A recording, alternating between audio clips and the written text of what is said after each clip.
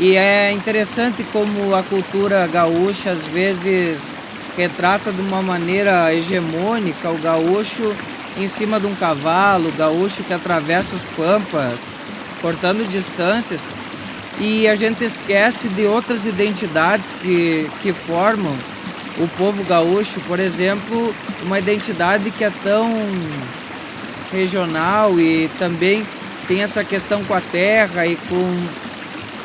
as pessoas do interior, as pessoas de fora, que é a identidade dos gaúchos costeiros, dos homens e mulheres que vivem na beira do rio e tiram o sustento do rio. E nesse sentido, meio que o Pampa, ele vira um rio, né? Ele deixa de ser aquele espaço quase que deserto, povoado por caravanas de tropeiros, povoado pelo grito de era-boi, e ele vira um espaço onde se comunica através das águas, onde se atravessa as águas com as canoas. Os cavalos são trocados, então os cavalos que cortam o Pampa, eles se transformam em canoas que cortam o rio, de pessoas que vivem aquela vida ali enfrentando enchente e também recebendo toda a graça cotidiana que o rio pode dar através do alimento e sobretudo respeitando esse espaço que é o rio. E nasce então muito dessas minhas inquietações e de pensar também a figura dos meus avós, que são pessoas que moravam no campo, que vêm de fora, também como parte integrante dessa identidade gaúcha que muitas vezes não é a hegemônica, né? Não é esse gauchismo que expressa a atividade pastoril, mas são outros gaúchos que tiram seu sustento de outra maneira, vivendo na beira do rio, cultivando seu alimento na terra, e nasce um pouco dessas questões, a poética e a musicalidade que atravessa o álbum Ribeiro. E todas estas músicas têm em comum esse apego pela terra,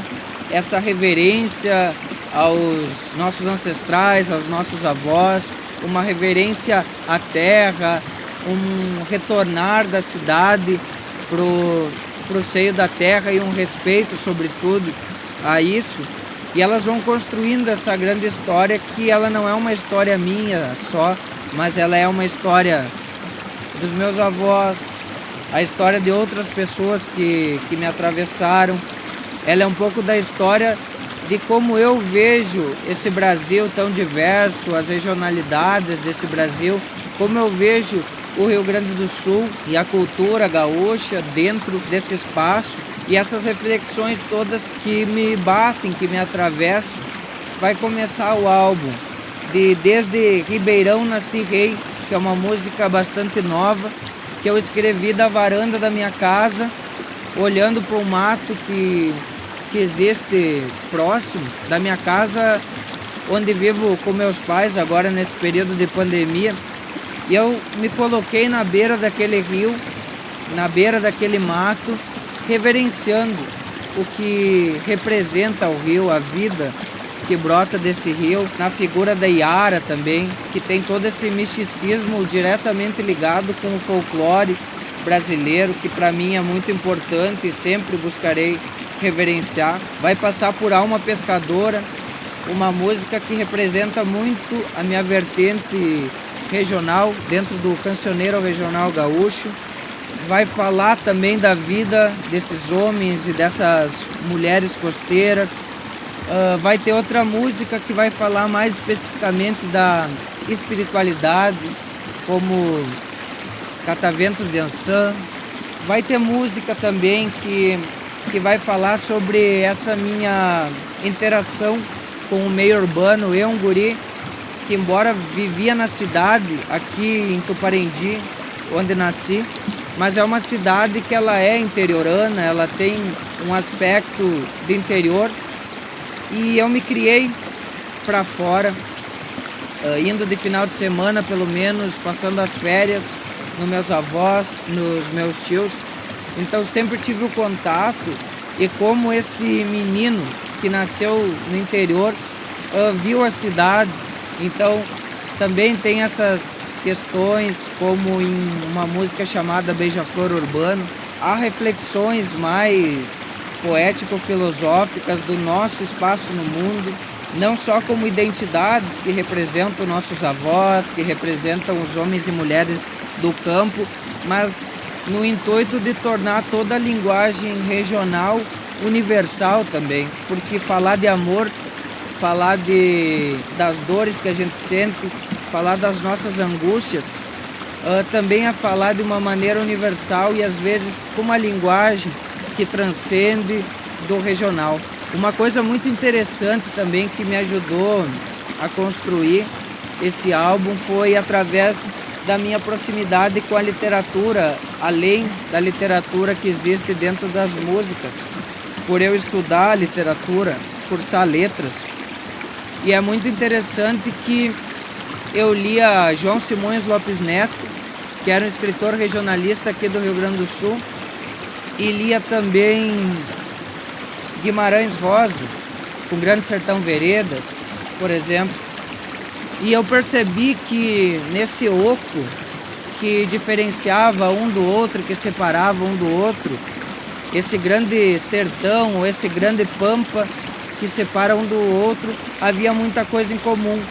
Havia uma maneira de conseguir ser regional, cantar a aldeia deles e serem universais também. E eu acho que às vezes é essa a nossa dificuldade de conseguir conversar com a nossa aldeia, de conseguir conversar com a nossa roda, a nossa bolha, mas não conseguir tornar a nossa fala universal, que outros nichos culturais, que outros grupos, outras comunidades também consigam se sentir tocadas e consigam se sentir queridas pela gente, consigam entender também a nossa linguagem. Então, com esses dois autores, esses grandes autores da literatura brasileira, eu consegui entender um pouco disso. Mesmo que a gente tenha um apego pelo regional, pelo lugar onde a gente vive, a gente tem que trazer uma linguagem universal para conseguir comunicar com as pessoas, para conseguir abraçar as pessoas com a nossa arte. Que o maior poder que tem a arte é unir as pessoas, fazer as pessoas soar numa vibração, fazer as pessoas se abraçarem, desde de um show gigantesco até uma roda de música na beira de um fogo,